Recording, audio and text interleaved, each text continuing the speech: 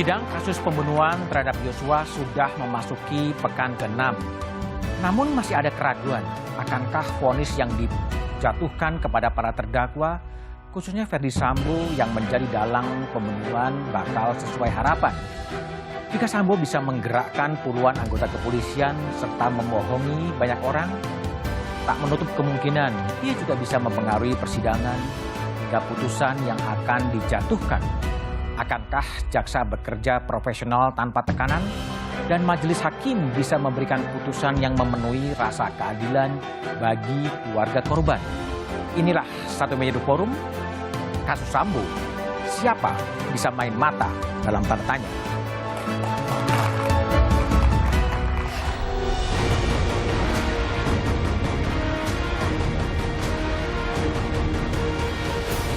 Ceritakan semua yang saudara ketahui, tidak usah kau tutup-tutupi. Betul. Kenapa tadi tengok-tengok ke belakang, macam kayak masih ada beban apa lagi? Tidak. Kan saudara sudah mengatakan, saudara merasa rugi kan? Rugi. Ya. Dengan peristiwa ini? Betul, yang mulia. Karena saudara dianggap yang mengetahui TKP yang pertama. Kepada saudara terdakwa Ferdy Sambo, bagaimana terhadap keterangan para saksi ini? Apakah benar semua? Benar sebagian, salah sebagian, atau salah semua?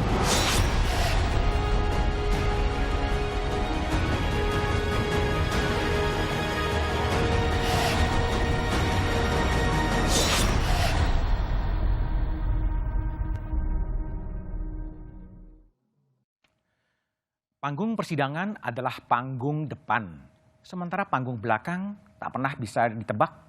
Ruang negosiasi bisa saja terjadi. Siapapun bisa bermain dalam lorong-lorong gelap persidangan. Siapa bisa main mata? Itulah tema Satu Meja Forum malam ini dengan sejumlah narasumber yang telah hadir di studio. Di sebelah kanan saya ada Roni Talapesi, kuasa hukum dari Richard Eliezer. Malam, Bung Roni.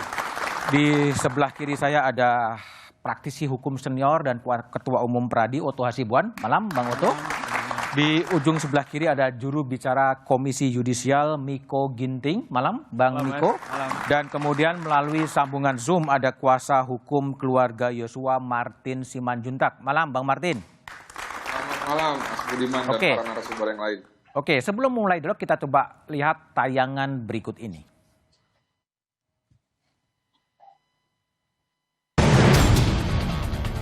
Sidang kasus pembunuhan Brigadir Yosua masih berjalan. Puluhan saksi sudah dihadirkan. Sejumlah kejanggalan terungkap di pengadilan, mulai dari keterangan saksi yang diragukan hingga bukti transfer uang mencurigakan 200 juta pasca jasad Yosua dimakamkan. Dari rekening Ricky Rizal ada uang masuk sebesar 100 juta sebanyak 2 kali. Kepada saudara terdakwa Ferdy Sambo, bagaimana terhadap keterangan para saksi ini? Apakah benar semua, benar sebagian, salah sebagian, atau salah semua? Kesaksian di pengadilan menguak kronologi sebenarnya dari skenario Sambo. Namun, masih ada keraguan. Akankah tuntutan dan vonis yang dijatuhkan sesuai harapan? Seperti yang diungkapkan oleh pakar hukum pidana Asep Iwan Iriawan, yang menginginkan jaksa dan hakim bersikap garang ketika memeriksa Sambo dan PC saat menjadi saksi maupun terdakwa. Bisa majelis berharap ketika FS, ketika PC ya memberi keterangan sama berbelit-belit tidak masuk akal, bohong, saya kira harus berani juga. Tapi kalau nanti lembek-lembek, saya akan pertanyakan ada apa nih ketua majelis takut sama Sambo. Lalu, akankah jaksa bekerja profesional tanpa tekanan dan majelis hakim bisa memberikan rasa keadilan?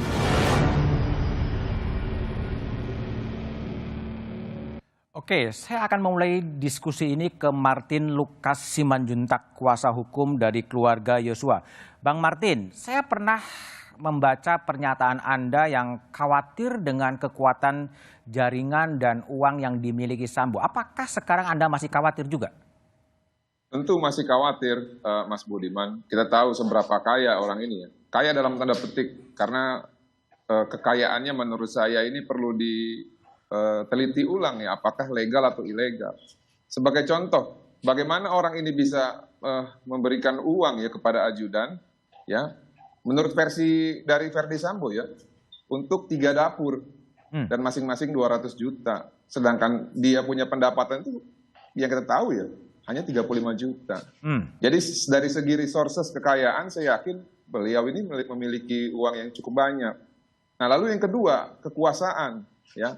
Kekuasaan memang jabatan yang bersangkutan sebagai Kadif Propam itu sudah dicabut, tapi bukan berarti yang bersangkutan punya networking itu semuanya serta-merta hilang. Enggak. Saya yakin sampai saat ini ya yang bersangkutan masih memiliki kuncian ya. Manakala juga dalam pengalaman dalam pekerjaannya ini mungkin saja yang bersangkutan ini memiliki kartu-kartu truf tertentu yang mungkin saja dicatat dalam buku hitam yang sering dibawa oleh Verdi Sambo. Martin, kartu truf kuncian apa yang Anda maksud? Apakah ada gejalanya juga sekarang ketika persidangan sudah dibuka? Gini ya, Mas Budiman, saya melihat ya, ketika pada saat Verdi Sambo itu tahap 2 di kejaksaan. Lihat, terdakwa atau tersangka yang lain itu diekspos ke media.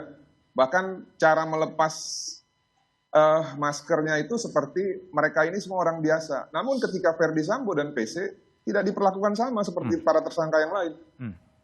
Itu yang pertama. Lalu yang kedua, ya, cara menanya majelis hakim.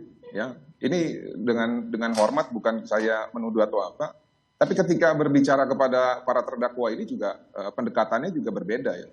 Oke. Namun memang saya paham ini tidak bisa dijadikan acuan terhadap adanya dugaan-dugaan tertentu. Namun dua hal tadi yang saya tegaskan bahwa uang dan networking itu memungkinkan saja ya untuk seseorang ataupun satu kelompok mendapatkan privilege dalam sistem hukum kita. Karena kalau dibilang pasti, Mas Budiman, tentu tidak ada yang pasti di dunia. Oke. Yang pasti di dunia ini hanya adalah ketidakpastian. Ketidakpastian. Oke, Bang Martin. Saya ke Bang Oto Hasibuan. Bang Oto, kalau mengikuti jalannya persidangan sampai pekan ke-6, apa yang Bang Oto catat dari proses persidangan itu sendiri? Ya terus terang aja memang ya, kalau kita melihat persidangan ini, saya teringat dengan kasus yang saya pernah tangani, kasus Jessica. Oke. Ya. Tapi perbedaannya adalah, kalau di kasus Jessica ini kan terbalik. Upaya untuk menghukum Jessica di sana besar. Tapi sekarang ini yang kita bicarakan upaya membebaskan Sambo yang besar. Nah, ini kan bertolak belakang. Kontras ya? Kontras sekali gitu ya. Sehingga pada waktu itu saya sebagai kuasa hukumnya Jessica itu betul-betul berat sekali melakukan pembelaannya ya. Karena bagaimanapun ingin sebagian orang ingin supaya Jessica dihukum. Nah, tetapi yang jadi soal buat saya sebenarnya bukan itu. Saya hanya mau melihat dari perspektif kacamata penegakan hukum kita secara menyeluruh. Saya teringat, kalau boleh saya sedikit bercerita, pernah menangani suatu kasus di Hong Kong, perkara pidana yang mana orang yang menjadi terdakwa itu orang Indonesia. Dan kasus itu adalah mengenai money laundering. Nah, waktu itu saya tentunya berhubungan, kami menyewa seorang puisi, Queen Counsel dari London, tetapi untuk berhubungan dengan itu kan kami memakai seorang solicitor, karena kita nggak bisa langsung kan. Jadi suatu persidangan pada waktu itu berjalan, saya melihat hakim ini, dan saya memakai kacamata Indonesia, seperti yang ada dalam judul kita hari ini. Jangan-jangan hakim ini sudah bermain ini. Pikiran saya begitu. Ini 20 tahun yang lalu ceritanya itu. Sehingga saya bisikan pada solicitor ini, Mr. Lau kalau nggak salah namanya, Mr. Lau saya bilang, apakah hakim ini kira-kiranya sudah bermain, kenapa dia terlalu memberatkan klien saya? Langsung dia tarik saya keluar persidangan itu, dia langsung agak marah sama saya, dia bilang, Pak Oto katanya, jangankan untuk ngomong seperti itu, mikir aja, kami tidak pernah diizinkan untuk itu katanya. Jadi bayangkan, ngomong, apalagi jangankan ngomong, mikir aja nggak boleh. Nah sekarang kita lihat bagaimana cara berpikir mereka tentang hukum. Nah sekarang ini terang benderang kita, Kompas TV sudah buat judul. Bahwa apakah mungkin ada permainan main mata. Ini kan bertolak belakang lagi nih. Di sana untuk mikir aja nggak boleh, di sini membicarakannya secara terus terang. Tapi bukankah ada realitas empirik yang menuju ke situ? Justru itu yang saya sampaikan. Karena beberapa juga pejabat selalu mengatakan, mari kita kawal kasus Sambo. Ini kan aneh. Mestinya kan kalau berpikir secara positif dan negara hukum yang betul-betul negara hukum, Kalau sudah sampai di pengadilan nggak perlu dikawal lagi oleh manusia ini. Udah manusia. Sudah hakimnya sendiri yang Yang mengawal salah itu. yang mikir gitu atau gimana? Ya saya pikir fakta yang salah. Faktanya yang salah. Faktanya yang salah. Nah fakta ini siapa yang membuat? Tentu kita manusia-manusia ini juga kan. Oke. Para pemeran-pemeran ini yang membuatnya. Jadi kalau faktanya gimana Bang? Dari proses persidangan memang harus kita serahkan saja kepada majelis. seharusnya kan kita harus serahkan kan. Seharusnya. Oke. Itulah idaman kita dalam penegakan hukum yang benar. Oke. Tapi fakta yang sekarang ini bahkan pejabat-pejabat pemerintah kita selalu mengatakan kawal. Nah sebenarnya dengan adanya kata kawal lah persidangan itu sudah menunjukkan negara kita ini sakit. Penegakan hukum itu sakit. Tapi Bang, saya tertarik dengan pernyataan Bang Oto tadi. Ada upaya-upaya untuk membebaskan Sambo.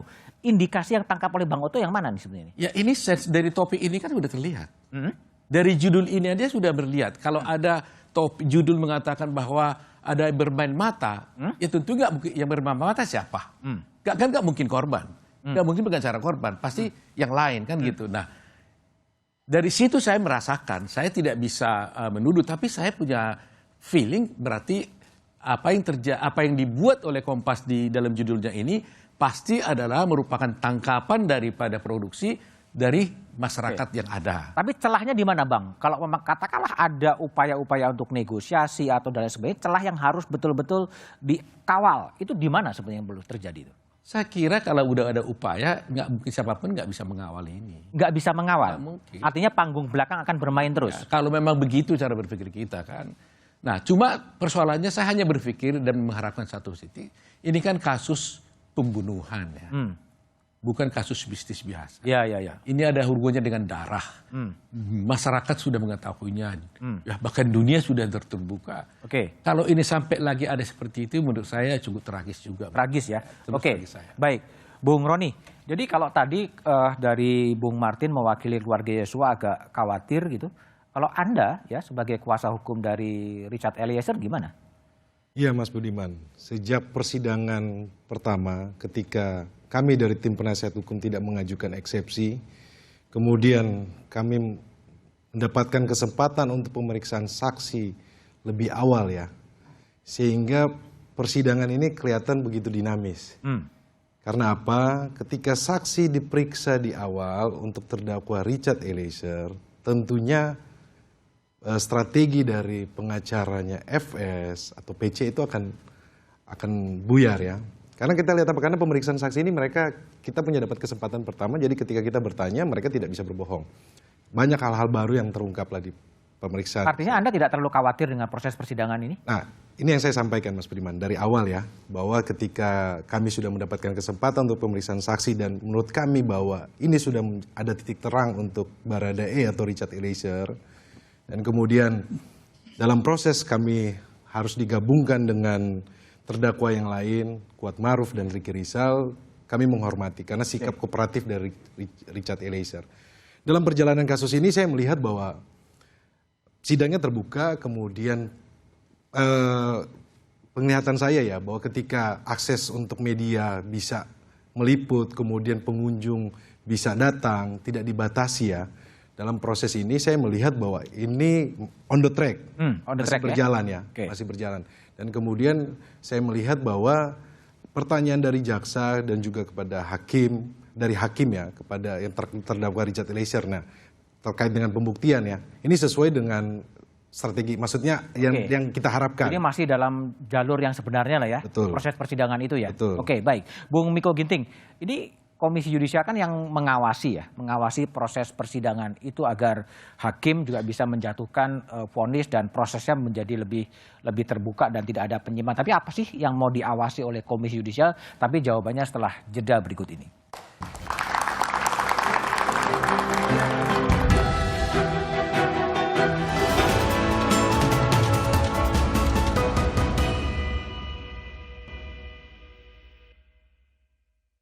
Harusnya saya yakin ya, karena hakim benar-benar tegas di sidang ini. Percaya dan tidak percaya. Soalnya sekarang kan karena di Indonesia ini kan kalau untuk hakim tuh susah banget untuk ininya. Ya berharap sih kemenangan ada di pihak keluarganya almarhum ya. Kalau dari sekarang sih kan kelihatannya ya hakimnya lumayan tegas ya, cuma nggak menutup kemungkinan kalau banyak hakim-hakim yang sebelum-sebelumnya itu juga sering ada kerjasama gitu, kayak dibayar. Jadi ya tetap harus berjaga-jaga aja.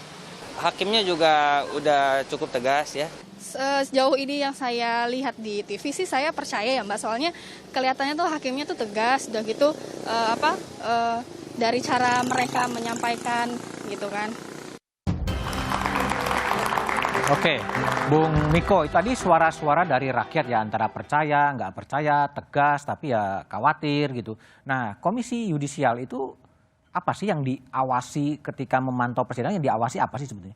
Pertama, ini yang perlu dipahami dulu ya Mas Budiman, bahwa kita tidak masuk dalam area apakah hakim harus menjatuhkan vonis tertentu gitu pertama ya. Itu kedua, kita tidak masuk dalam beringannya hukuman. Ya.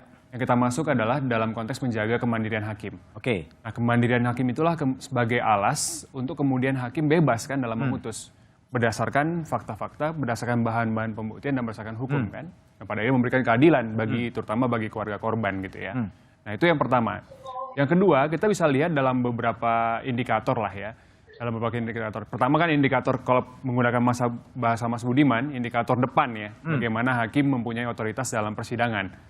Yang mengendalikan persidangan ya kan, jawab jawab antara beberapa pihak, kemudian mengatur bagaimana ritme pertanyaan kepada saksi begitu ya. Nah, itu kan salah satu ciri indikatornya. Nah, indikator yang kedua ini yang juga dilakukan oleh Komisi Yudisial itu mengirimkan tim-tim yang tidak tampak. Oh, ada tim yang tidak tampak ini yang kemudian ya memang kita tidak tahu dia di mana dan apakah sedang memantau atau tidak memantau begitu ya. Nah, ini kita lihat gerak-gerik dari hakim ya. Apakah kemudian ada tidak hanya dalam konteks ada main mata bahasa Kompas, tapi juga apakah ada intimidasi misalnya? Intimidasi. Nah, itu kan juga Sejauh penting untuk dilihat. Sampai sejauh ini kita tidak melihat hal itu. Tapi awalnya kita hakim, kalau jaksa ada yang ngamatin nggak? Kalau jaksa tentu ada komisi kejaksaan ya. Oh, Komisi Yudisial nggak ngamatin tidak mengawasi jaksa. Nah, awalnya memang ada jujur saja ada cara berpikir melihat bahwa ini bakal banyak tekanan massa begitu ya, baik dari semua pihak lah. Karena ini kan juga cerita-cerita sebelum masuk ke persidangan itu kan begitu marak dan kita tadi Bang Oto menyampaikan bahwa kita memang dalam kerangka ketidakpercayaan. Tidak hanya pada kasus ini kan, tapi juga pada sistem hukum kan pada akhirnya gitu. Nah, tapi kemudian ketika kita hadir di pengadilan, kemudian kita melihat dan memantau begitu. Tampaknya hakim sampai hari ini memang masih pegang otoritas ya dalam menyelenggarakan persidangan gitu. Oke. Kembali ke Bung Martin. Bung Martin, jadi kalau Anda amatin sampai pekan ke-6 kelihatannya aspirasi atau ekspektasi dari keluarga Yosua masih oke kan terhadap jalannya persidangan ini? Ya, sampai dengan kami terakhir memberikan kesaksian masih oke, Mas Budiman. Namun saya masih ingat ya beberapa hari yang lalu, kalau nggak salah tanggal 20 November, bertepatan dengan hari lahirnya almarhum ya. Pada saat itu, hari lahirnya almarhum, hari ulang tahun, kalau masih sebutan umurnya 28 tahun. Nah, itu kami mendengarkan ada hasil evaluasi dari pihak kejaksaan dan pengadilan. Saya tidak tahu apakah ini pasti atau tidak ya. Namun intinya mengatakan bahwa salah satu hasil evaluasi adalah untuk tidak menyiarkan secara live persidangan.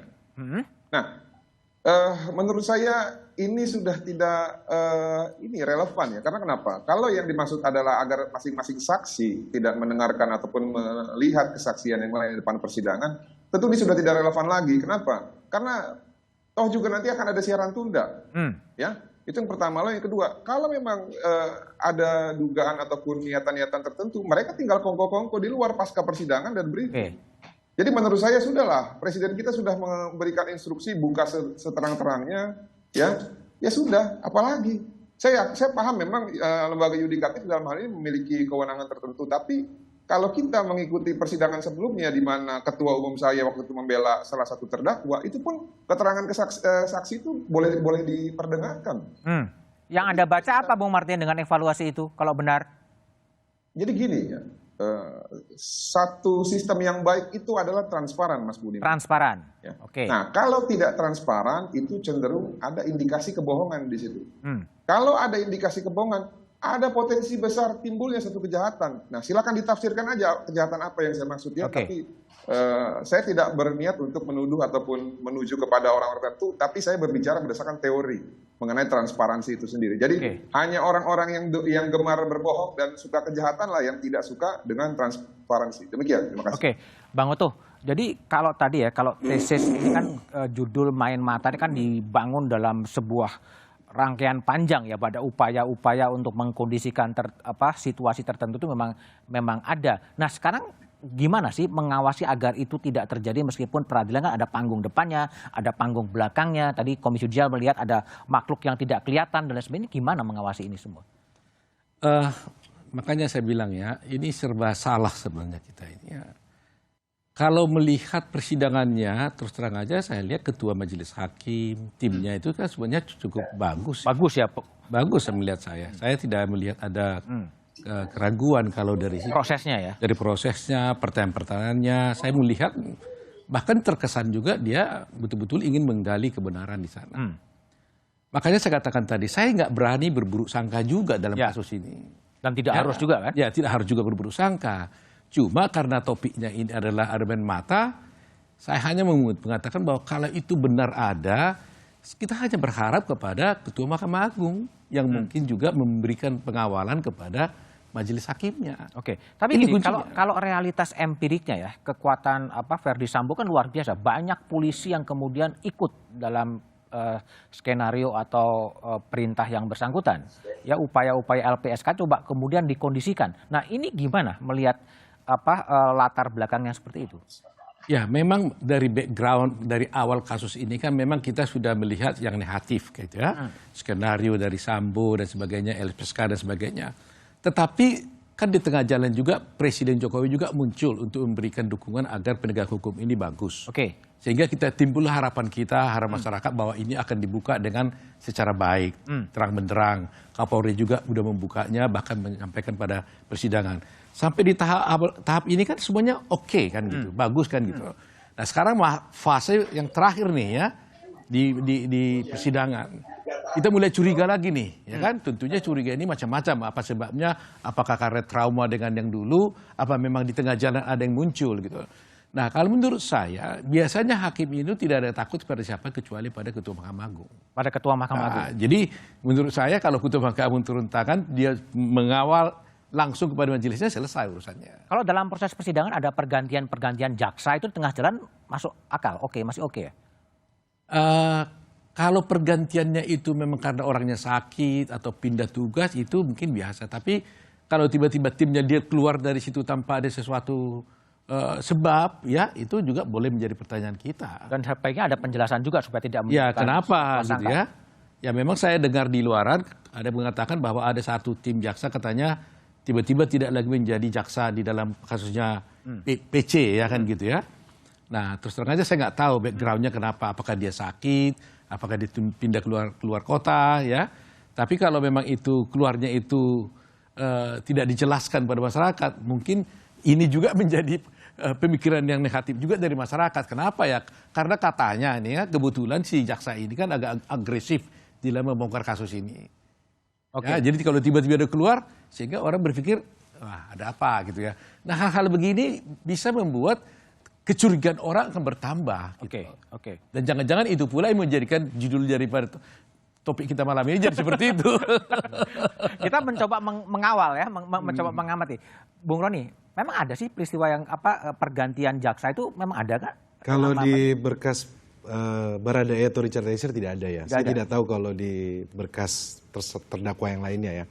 Tapi saya kan fokus kepada Richard Eliezer atau Baradae karena apa, Mas Budiman? Bahwa dia sebagai justice collaborator, dia kooperatif, dia mengungkap sebenarnya dalam proses ini. Kita harapannya kan ini kan sampai di ujung persidangan kan semuanya kondusif ya. Dalam arti apa? Apa yang sudah disampaikan oleh klien saya ini kan sudah terbukti dalam proses persidangan yang sebelumnya, pembuktian dari saksi-saksi. Ketika saksi ada yang berkata bohong, kemudian mereka klarifikasi, mereka ralat, sesuai dengan pernyataan dari klien saya yang sudah disampaikan di berita acara pemeriksaan di penyidikan.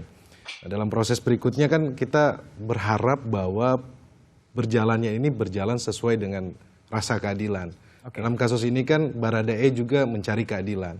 Mengingat bahwa yang saya sebelumnya sudah sampaikan Mas Budiman bahwa dia adalah tulang punggung keluarga, kemudian masih muda, punya harapan keluarga. Kami tidak mau ini tercederai karena ada hal-hal yang tadi seperti topik malam ini ya. Karena mengingat bahwa bukti-bukti persidangan ini, bahwa apa yang disampaikan Baradae atau Richard Eliezer ini sudah sesuai, sudah persesuaian. Ini sudah mengkerucut sebenarnya. Jadi sudah kelihatan kasus ini sebenarnya. Oke, kalau gini, kalau dari bacaan Anda setelah sidang ini memasuki pekan ke-6, apakah kemudian Bung Roni juga mencium ya ada upaya-upaya untuk kemudian mengorbankan Richard atau mengamankan yang lain dalam proses persidangan sampai sekarang udah bisa tertebak kan sebenarnya arahnya akan kemana, tapi analisisnya setelah jeda berikut ini.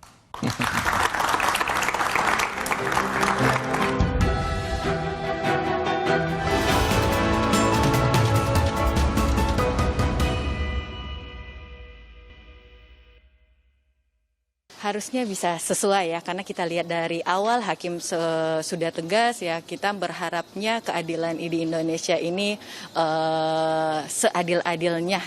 Untuk saya pribadi berharap vonisnya itu supaya menjatuhkan benar-benar untuk Sambo ya. Kasihan juga untuk keluarga almarhum kan, kedua orang tuanya gitu.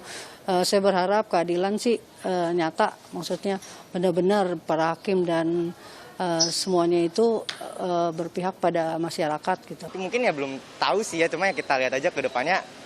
Ya doanya sih semoga sesuai. Tapi ya kalau misalnya ternyata ada praktek jahat gitu, ya mungkin aja nggak sesuai ya, Mak. Sejauh yang saya ikuti menurut dari kinerja hakim, mungkin menurut saya akan sesuai sih. Karena dilihat dari sejauh ini, hakimnya juga tidak pro ke siapa-siapa ya. Harusnya sih sesuai dengan ekspektasi masyarakat ya.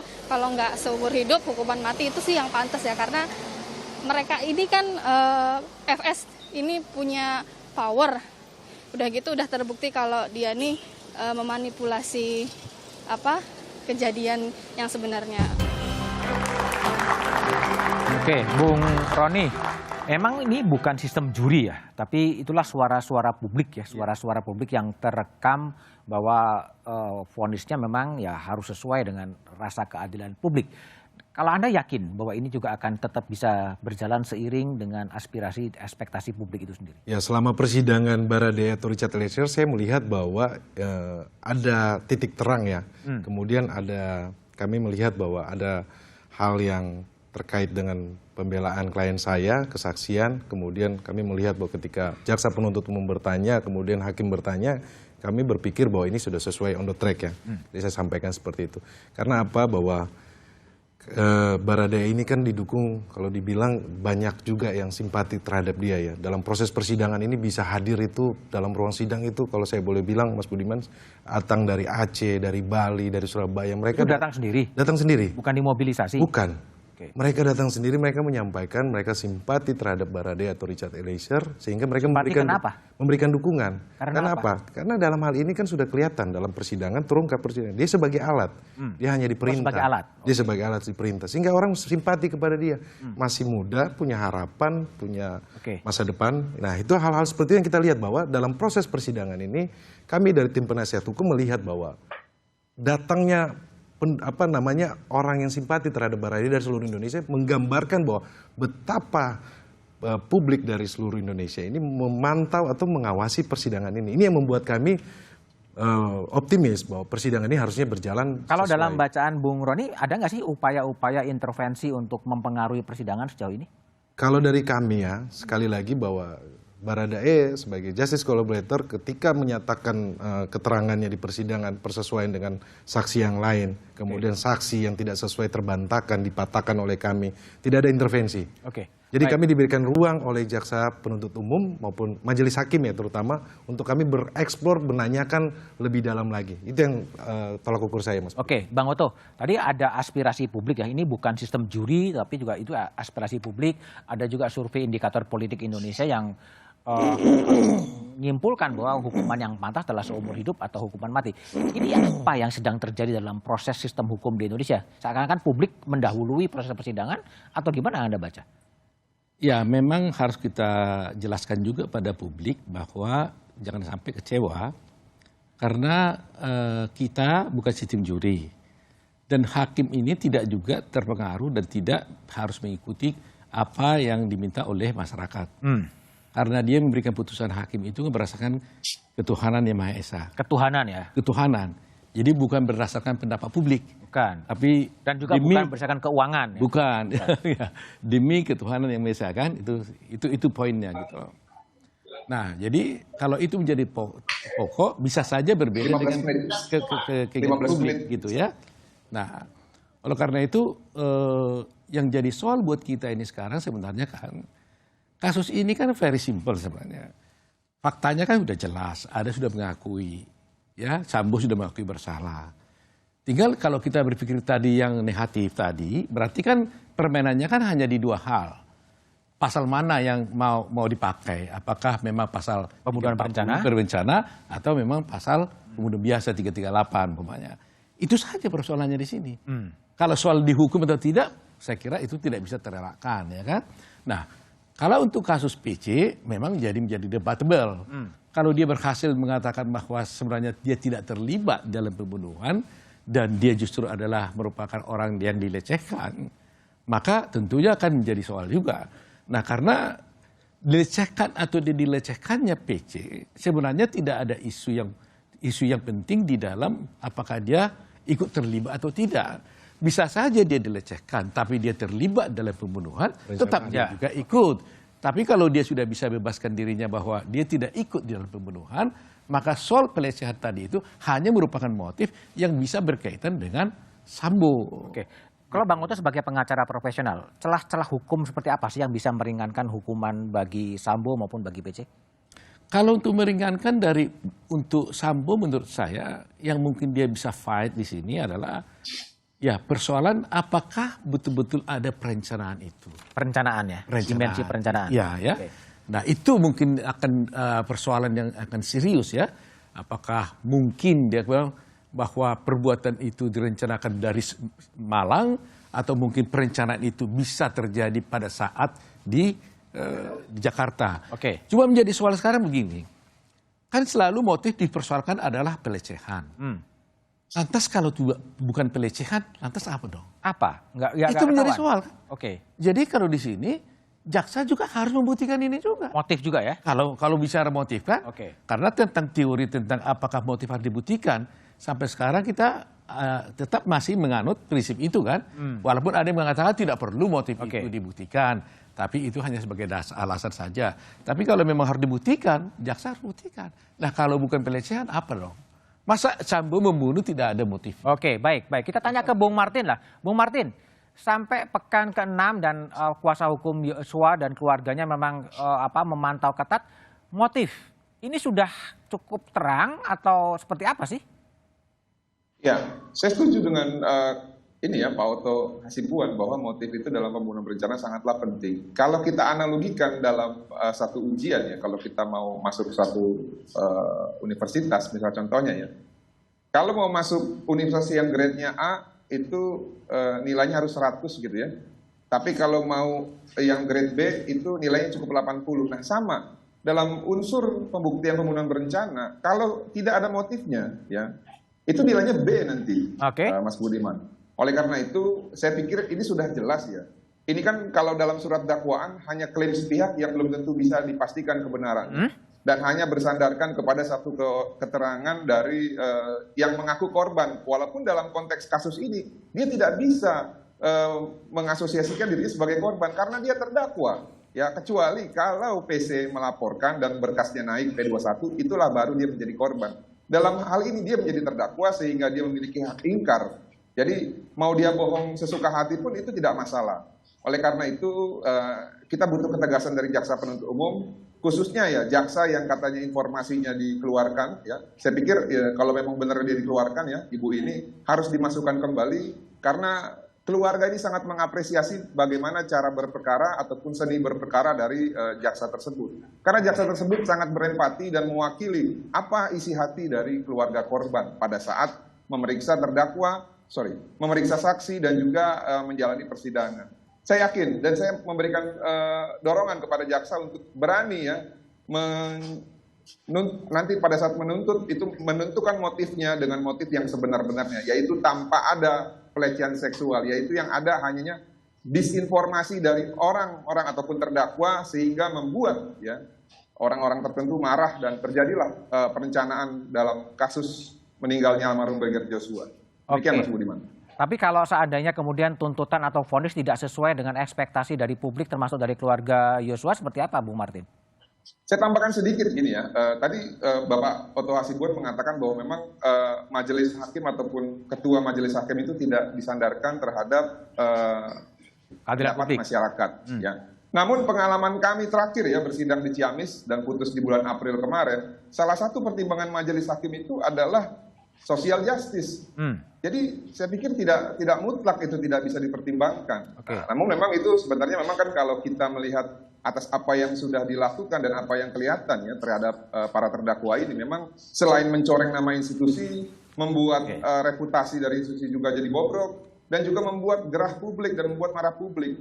Nah makanya implikasinya adalah sesuai dengan survei dari Litbang Kompas, ya kepercayaan publik terhadap polisi itu cuma tinggal 48%. Nah, jadi memang harus dipuaskan juga ini publik. Nah namun kalau kami ya dalam hal ini perwakilan keluarga, ada dua hal yang kami butuhkan dalam putusan nanti, Mas Budiman. Yang pertama adalah dengan sudah terang benderangnya unsur-unsur dari pasal 340, jadi kami meminta pada saat putusan nanti yang terbukti adalah pasal 340. Mengenai vonisnya seperti apa, kami serahkan semua kepada hakim.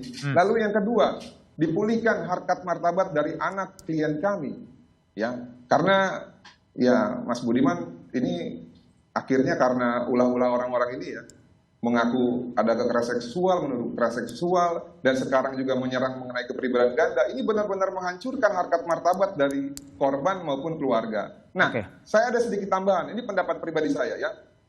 Untuk terdakwa yang lain dalam hal ini sebagai justice collaborator, ya Richard Eliezer, kalau memang yang bersangkutan konsisten sebagai justice collaborator, perlu dipertimbangkan juga hal-hal yang meringankan buat yang bersangkutan. Apalagi kalau dalam peristiwa tersebut pasal 48 KUHP itu bisa terpenuhi unsurnya, ya silakan saja nanti. Overmah ya itu ya? Bebas. Ya, baik. Bung Miko, jadi apa kira-kira yang akan dilakukan oleh Komisi Yudisial agar memastikan bahwa peradilan ini bebas dari intervensi apapun yang kelihatan maupun yang tidak kelihatan, tapi jawabannya setelah jeda berikut ini.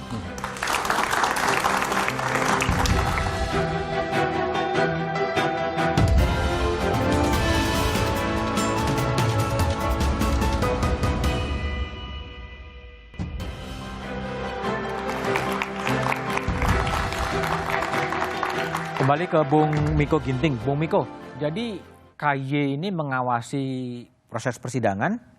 Apa sih yang harus diawasi betul agar proses persidangan ini betul-betul fair, transparan, dan akuntabel tanpa intervensi dari siapapun juga? Ya, tadi yang pertama yang paling tampak ya, Mas Budiman tadi, bagaimana hakim menyelenggarakan persidangan. Dan saya kira semua kita mengapresiasi ya bagaimana hakim menunjukkan otoritasnya untuk berimbang ya terhadap semua pihak, sekaligus juga menggali kebenaran material. Itu yang pertama. Yang kedua misalnya hakim juga terlihat menunjukkan independensinya, dalam arti ini kan ada juga nuansa penormalan ya, tapi dalam tanda kutip. Jadi penormalan bahwa ini ya perkara yang simpel, perkara yang sederhana, tidak perlu dibesar-besarkan lah begitu kira-kira ya dari sisi hakim saya lihat ya. Dan kemudian salah satunya misalnya ekspresinya adalah tidak usah ditayangkan secara langsung misalnya. Kita punya perdebatan di situ. Tapi saya kira ada juga gestur-gestur bahwa ini ya hakim punya otoritas dan kita sudah tahu sebenarnya mau kemana begitu ya. Nah itu yang pertama. Yang kedua saya kira juga kasus ini mengajarkan kita banyak hal ya. Salah satunya soal partisipasi publik. Ya kan partisipasi publik ini di satu sisi itu kan prinsip, dia pilar ya untuk menjaga kemandirian hakim itu. Kita lihat bagaimana bagaimana transparansi pengadilan itu didorong karena partisipasi publik yang juga besar ya, datang ke persidangan, kemudian seperti kita kemudian memberikan opini ya di luar persidangan dan sebagainya gitu. Nah di sisi yang lain juga, ini yang perlu diimbangi gitu. Jangan sampai kemudian juga narasi-narasi di luar persidangan kemudian mempengaruhi hakim juga. Nah di sini kita belajar soal keberimbangan gitu. Nah tapi dalam satu titik saya kira juga, kalau tadi kita curiga begitu ya, ada bayi mata dan sebagainya, satu yang tidak bisa dilawan Mas Budiman, itu suara publik. Suara rakyat gitu. Tapi kalau tadi dikaitkan dengan pernyataan Bung Martin bahwa akan ada evaluasi agar siaran langsung, siaran tunda itu dihentikan, posisi Komisi Yudisial seperti apa? Ya, gini, terbuka untuk umum itu kan tidak sama dengan penayangan secara langsung. Tidak ini sama. Kan juga, ini yang selama ini kita dorong ya, bahwa hati-hati juga kita untuk memberikan penayangan secara langsung. Salah satunya adalah integritas pembuktian. Tadi Bang Martin kan memberikan jawaban bahwa integritas pembuktian kan tidak relevan lagi karena ada tayangan tunda dan sebagainya. Nah itu satu pertimbangan. Nah, tapi saya kira memang makna terbuka untuk umum itu dalam persidangan, ini terlepas dari kasus ini ya, itu juga perlu kita maknai. Apa yang dimaksud dengan terbuka untuk umum gitu ya. Nah kalau kita memaknainya di Komisi Yudisial, terbuka untuk umum itu adalah ketika publik tidak dihalangi aksesnya ke lokasi persidangan. Karena ada dimensi apa? Dimensi keamanan hakim, keselamatan para pihak, dan seterusnya gitu ya. Yang kemudian yang kedua, dimensi apa? Dimensi kemandirian hakim ketika misalnya suatu persidangan itu tidak ditayangkan secara utuh. Kemudian di framing dan sebagainya macam. Nah itu satu titik ya. Jadi ini tapi di luar dari kasus ini saya kira. Silakan Bung Martin. Ya ini memang yang menjadi alasan di awal bahwa memang kami meminta lokasi persidangan itu tetap ditetapkan di Pengadilan Negeri Jakarta Selatan, namun difasilitasi oleh gedung yang lebih besar. Karena kenapa? Yang mau nonton ini banyak, Mas Budiman. Nah, namun pada saat itu Humas dan juga Ketua PN Jakarta Selatan mengatakan bahwa sebagai alternatif agar orang-orang tidak berkerumun datang ke Pengadilan Negeri Jakarta Selatan, maka sidang akan bisa disiarkan secara live. Ya. Dan juga dapat dikawal oleh media. Nah ini kan akhirnya tidak konsisten manakala di tengah jalan hal ini diamputasi. Nah maksud saya ini ya Mas Miko, kita perlu lihat juga inkonsistensi dari penetapan ataupun keputusan yang dilakukan oleh dalam hal ini adalah Pengadilan Negeri Jakarta Selatan. Karena tanpa transparansi saya pikir output dari prosesi persidangan ini akan dipertanyakan nanti kalau tidak memenuhi rasa keadilan bagi korban dan juga publik dalam hal ini. Demikian, terima kasih. Baik, Bung Martin. Bung Roni, jadi sejauh ini apa sih sebenarnya yang Anda harapkan agar proses persidangan ini betul-betul fair dan memberikan keadilan bagi Yosua, bagi Eliezer, dan bagi publik itu sendiri? Ya, kita berharap bahwa proses persidangan ini berjalan baik ya. Karena perlu diingat bahwa jaksa dan majelis hakim mempertaruhkan reputasinya dalam proses ini ya, karena ini menjadi amatan atau menjadi perhatian seluruh publik di Indonesia. Itu yang pertama. Yang kedua ya harapan kami ini berjalan baik, transparan, kita ikhtiar lah bahwa keadilan itu ada untuk Baradae atau Richard Eliezer. Tadi saya terima kasih juga buat Bung Martin tadi sampaikan ya, kalau memang Baradae di dalam proses pembuktian ini kemudian kita bisa membuktikan dia hanya sebagai perintah tanpa mendahului majelis hakim, tentunya kita harapan bahwa putusan itu harusnya yang terbaik untuk Baradae atau Richard Eliezer. Dan kami berharap bahwa jaksa penuntut umum juga pun dalam hal menuntut juga sesuai dengan fakta-fakta persidangan, mengingat bahwa Baradae atau Richard Eliezer ini adalah justice collaborator. Oke, baik. Bung Oto, jadi ada kesaksian saksi di persidangan, ada opini publik, ya, ada keterangan terdakwa, ada juga narasi-narasi banyak yang harus dipegang oleh jaksa dan hakim ketika memutuskan itu sekarang apa dalam kondisi yang seperti sekarang ini? Ya, hakim harus berani ya. Kalau jaksa jelas dia harus melihat fakta-fakta di persidangan. Ya. Hakim juga harus melihat apa yang terbukti dalam persidangan. Dia tidak boleh berpikir tentang apa yang dikatakan oleh masyarakat di sana. Sebab kalau itu terjadi itu akan bias nanti. Sebab bayangkan ya, pendapat masyarakat ini kan bisa timbulkan juga dari tayangan-tayangan yang dilihatnya mungkin tidak seluruhnya utuh juga. Mungkin hari ini dilihat siaran dari TV yang A, besok dilihatnya dari yang B. Ya kan? Yang narasumbernya di sana A, di sini narasumber B. Masyarakat bisa melihat yang berbeda juga. Nah, atau angle yang dilihatnya berbeda. Karena ini kan sistemnya kan mungkin sistem juri kita. Nah, jadi hakim itu harus betul-betul tidak terpengaruh dengan apa yang dikatakan masyarakat. Nah, soal social justice itu ada dalam hati dia kan. Subjektivitas hakim kan memang selalu harus ada di dalam perkara ini. Karena bagaimanapun kan hakim kan memutuskan berdasarkan 2 alat bukti yang sah ditambah dengan dengan bukti-bukti yang sah ditambah ada keyakinan kan gitu ya. Nah, itu yang harus dia pertahankan. Sepanjang dia merasa dia sudah yakin, buktinya cukup, ya dia harus lakukan aja. Oke. Dalam situasi yang seperti sekarang, masihkah kita bisa berharap bahwa kekuasaan kehakiman itu betul-betul bebas sebebas-bebasnya dari berbagai tekanan yang kelihatan maupun tidak kelihatan? Kita harus berharap begitu. Walaupun mungkin faktanya bisa berbeda. Tapi kalau kita, maka saya bilang tadi, saya tidak berani dalam kasus ini berburuk sangka. Ya, karena faktanya kita lihat di dalam persidangan menurut saya pasti oke. Oke, ya ketua majelisnya bagus ya, anggotanya juga bagus, pertanyaannya saya lihat juga cukup bagus ya, dan tidak ada yang memihak. Jadi kalau hasilnya lah ya. Kalau kita berburu sangka, waduh sayang sekali nanti. Oke. Ya. Jadi kita dukung aja dia. Tapi tetap bahwa pengawasan terhadap pengadilan dan hakim ya itu bagian penting juga dari kemandirian hakim ya. Nah, ini komisi judisial nih. Ya, jadi bahwa meskipun di tanpa depannya hakim memiliki otoritas, kemudian juga tanpa independen, tanpa adil, jangan juga kita kemudian mengendorkan bahwa pengawasan tidak perlu. Tetap perlu dilakukan kan begitu kan. Baik, Bung Miko, Bung Oto, Bung Roni dan Bung Martin, terima kasih telah bergabung di satu meja The Forum. Kekuasaan kehakiman adalah kekuasaan yang mandiri, yang terbebas dari pengaruh apapun. Itu adalah kondisi ideal. Namun dalam prakteknya kekuasaan kehakiman kadang tak pernah bebas dari berbagai pengaruh, termasuk kapital dan tekanan politik. Fakta itulah yang kita harus tetap meningkatkan pengawasan bersama menjadi penting demi dan untuk terungkapnya kebenaran dan tegaknya keadilan. Demikian satu meja The Forum malam ini. Sampai jumpa pekan depan. Selamat malam dan terima kasih.